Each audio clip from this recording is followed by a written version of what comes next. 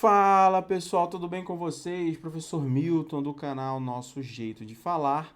Hoje nós vamos comentar mais uma questão de linguagens do Enseja aqui no canal e já peço para você dar essa força pro professor e clica aí no botão de inscrição, beleza? E também quero falar que a nossa apostila que é um sucesso já aqui na preparação para o Enseja, ela está atualizada para o próximo Enseja.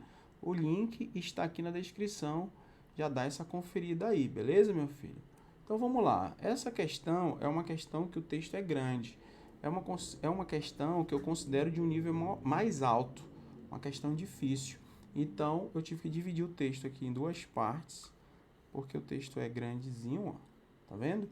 Dividir em duas partes e aqui o comando do examinador do Enseja. Então vamos lá. Primeiro vamos ver aqui o que ele quer. Ó. O texto aborda reflexões referentes à ideia equivocada de monolinguismo e ao preconceito com os diversos falares. A exigência de que todos dominem a norma padrão da língua como a única possibilidade de uso demonstra que o preconceito não é somente linguístico, mas pode ser ligado a... Quer dizer, antes de ler o texto, que o texto é grande, nós já sabemos que existe, que o texto está criticando é, a, a, a exigência de falar somente a norma padrão da língua.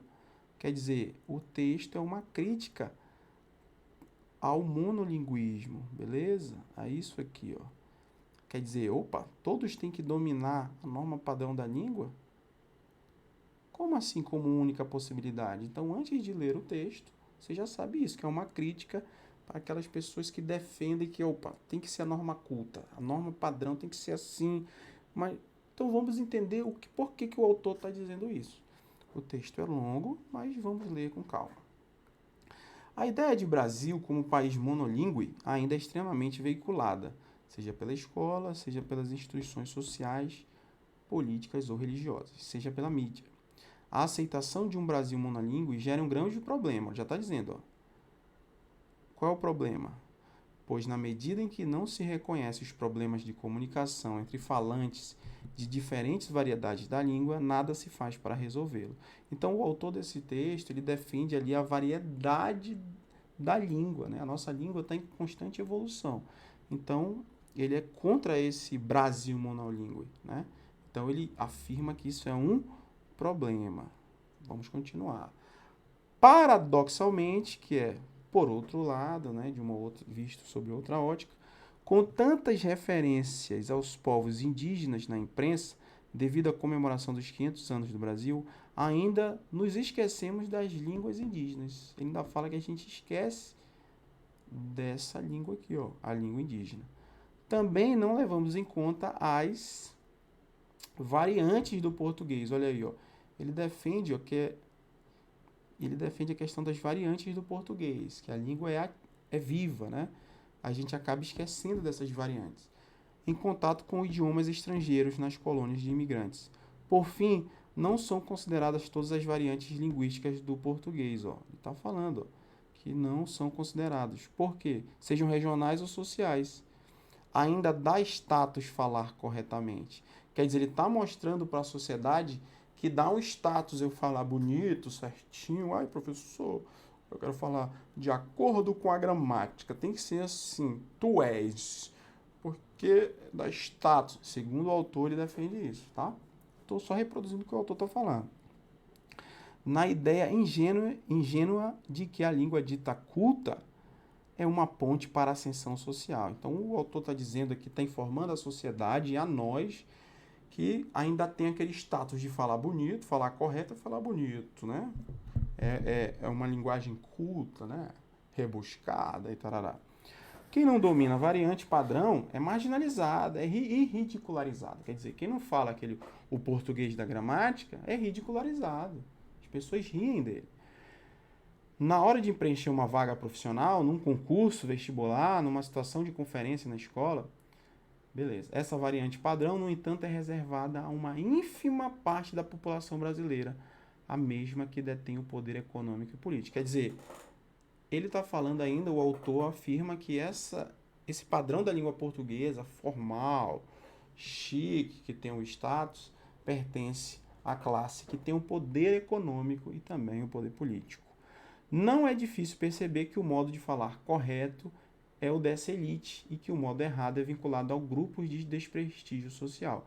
Quer dizer, ele está dizendo que na nossa sociedade nós temos os, vamos colocar assim, grosso modo, falando assim, direto e reto, temos os ricos que falam bonitinho, tem o poder econômico e o poder político, falam corretamente por usar a gramática bonita, por falar bonito, de acordo com a norma padrão, de acordo com a norma culta. Então, de acordo com o autor desse texto, ele está dizendo que os ricos, a nossa sociedade é dividida em rico e pobre, por exemplo, e os ricos falam bonitinho porque usam a gramática corretamente.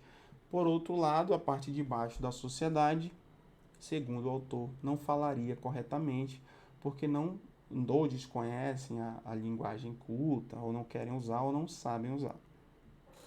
Conforme Marcos Bagno, há no Brasil uma mitologia do preconceito linguístico, que prejudica toda a nossa educação e nossa formação como cidadãos, para além de um termo teórico.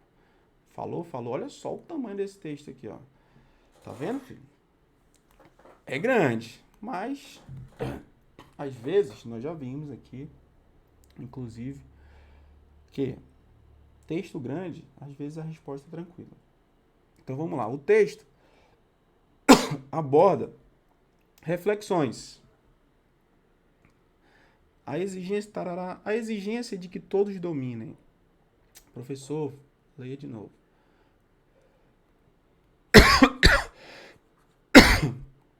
O texto aborda reflexões referentes à ideia equivocada de monolinguismo e ao preconceito com diversos falares. Nós vimos isso.